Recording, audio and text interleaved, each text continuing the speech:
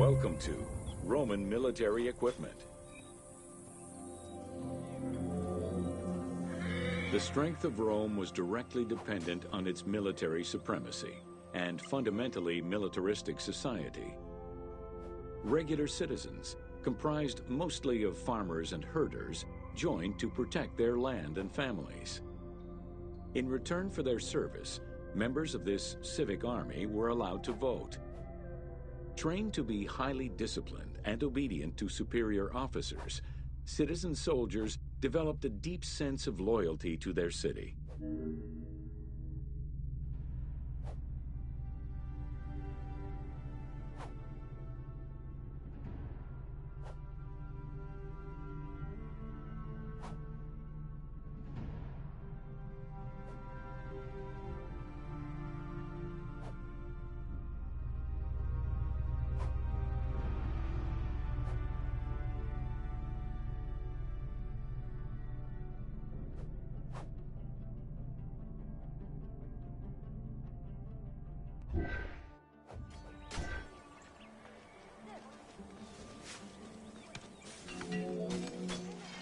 The quality of the armor of a Roman foot soldier was intrinsically linked to his social status and wealth.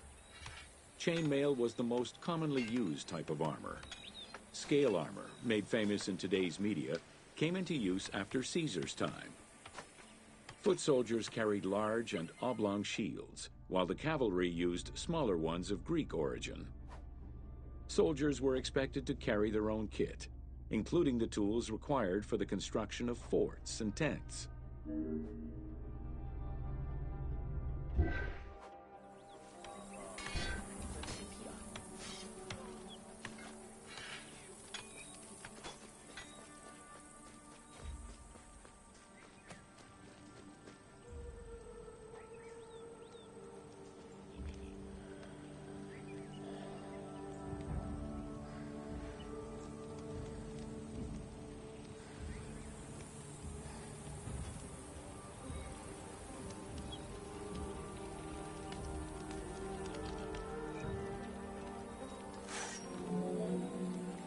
Roman soldiers used the same types of weapons.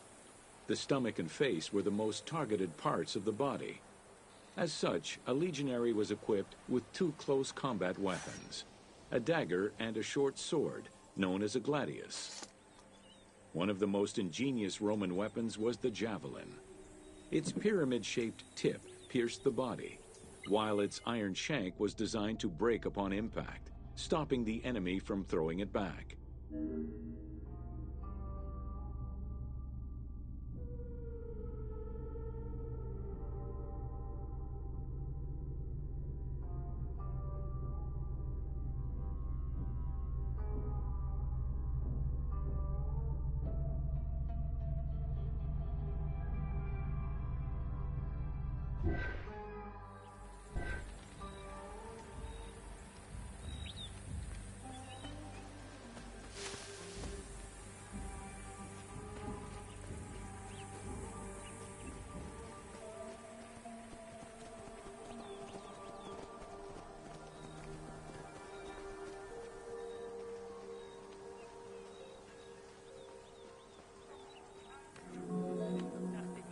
During their conquests, the Romans regularly transformed enemy technologies to add to their own formidable arsenal. After capturing a Carthaginian vessel, the Romans adopted its better features and constructed a superior fleet of ships. Adapting heavy artillery designs from Greek models aided the Romans in building catapults and ballistae. The latter became an iconic symbol of Roman warfare.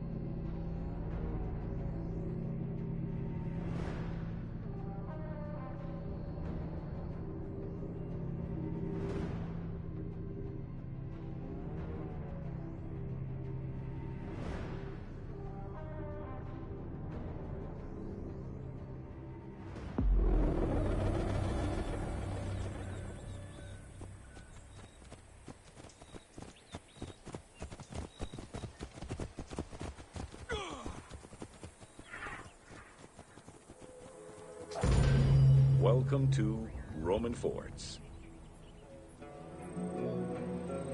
The size of a Roman military camp, known as a castrum, varied significantly depending on how many soldiers it needed to accommodate.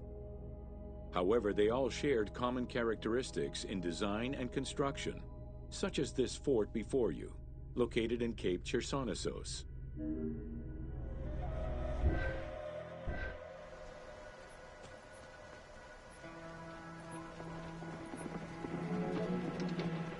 Rectangular in shape, the forts were heavily fortified by ramparts and a ditch system. The walls were reinforced with parapets, essentially an extension at the roofline which allowed a protective barrier for patrolling soldiers. Depending on the availability of materials, some forts were built with stone, timbers, stacked turf, and particularly in the eastern part of the empire, baked brick.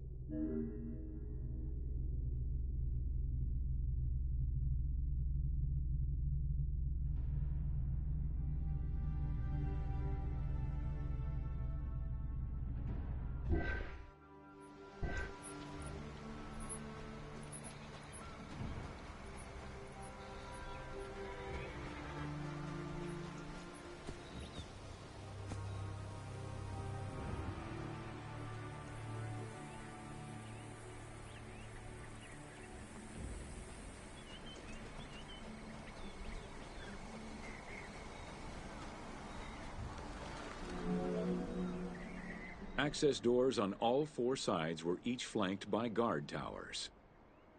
The commanding officer was positioned in the middle of the camp, giving him a clear view of the troops and the main gate.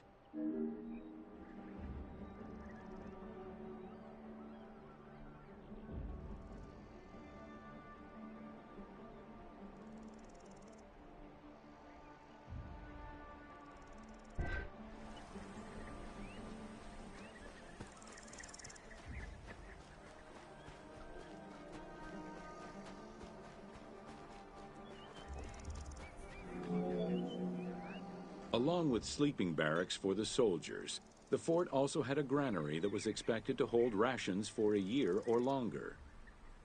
To ensure the health of the soldiers, every camp was equipped with medical staff and a hospital. A clean water supply with conduits for a bathhouse and latrines was included in the construction of every fort.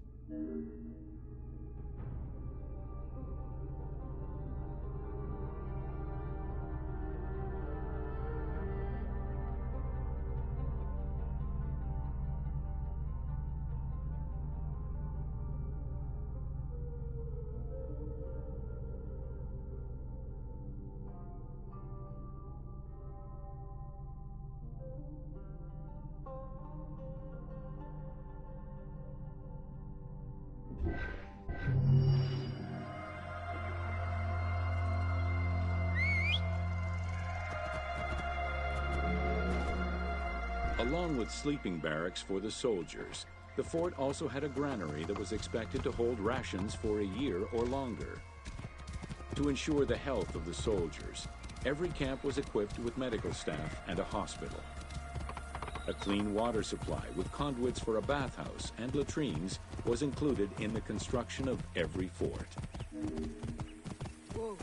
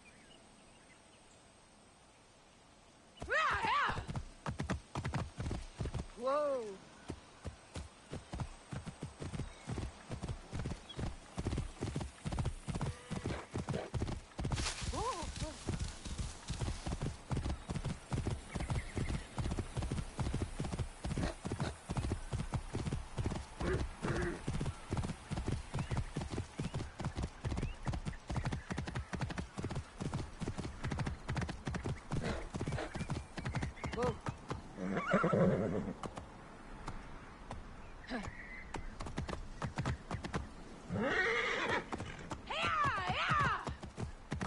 Whoa.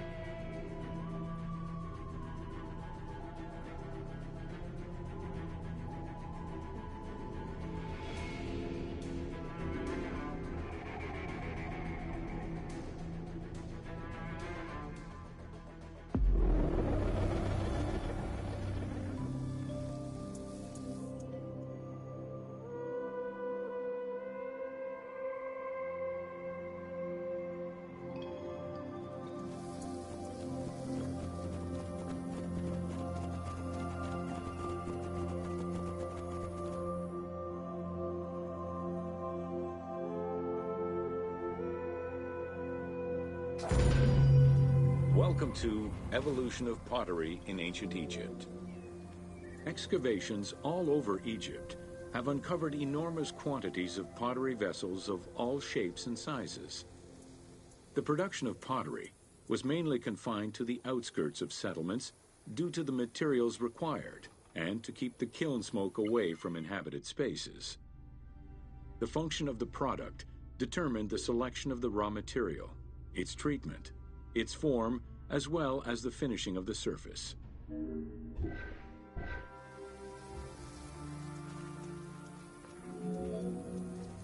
Pottery was essential to ancient Egyptians' daily lives. It was used in all aspects of life, from the storage of grains and liquids to containers within the tombs of necropolises. The most common pottery was made from Nile silt that resulted in a reddish-brown clay. Limestone clay, which made for more attractive pottery, was only found in Upper Egypt.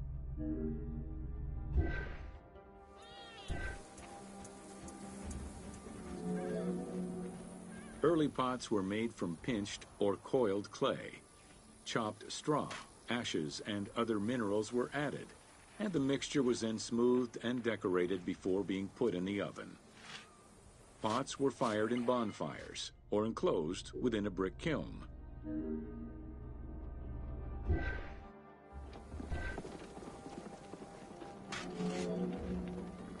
The potter's wheel was utilized during the Old Kingdom. Pottery became smoother and more polished, similar to river stones. It was decorated primarily in red pigment, with the black color achieved by exposing it to smoke. Pottery workshops were attached to palaces or temples, and around the late period, specialized workshops began to appear.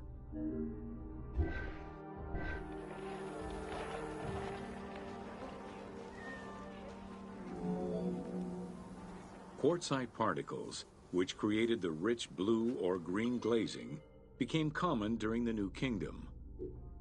Mediterranean motifs and tin-based glazing came with the Greco-Roman era.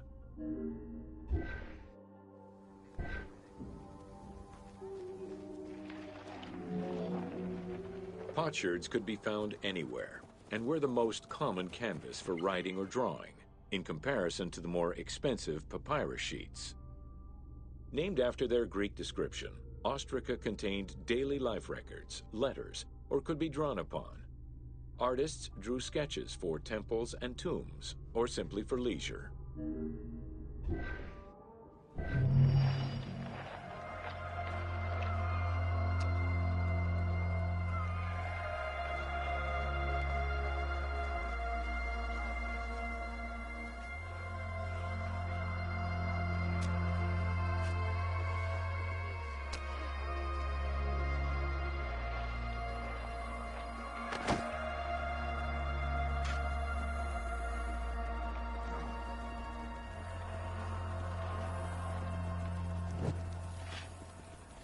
Deduk ani kayıt.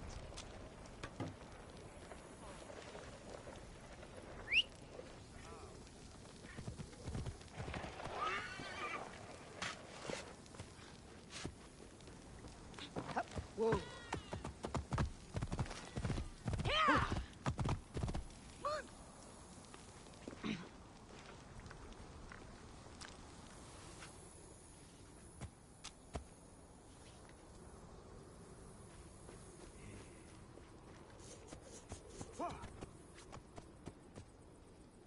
Nu mes nio geriam?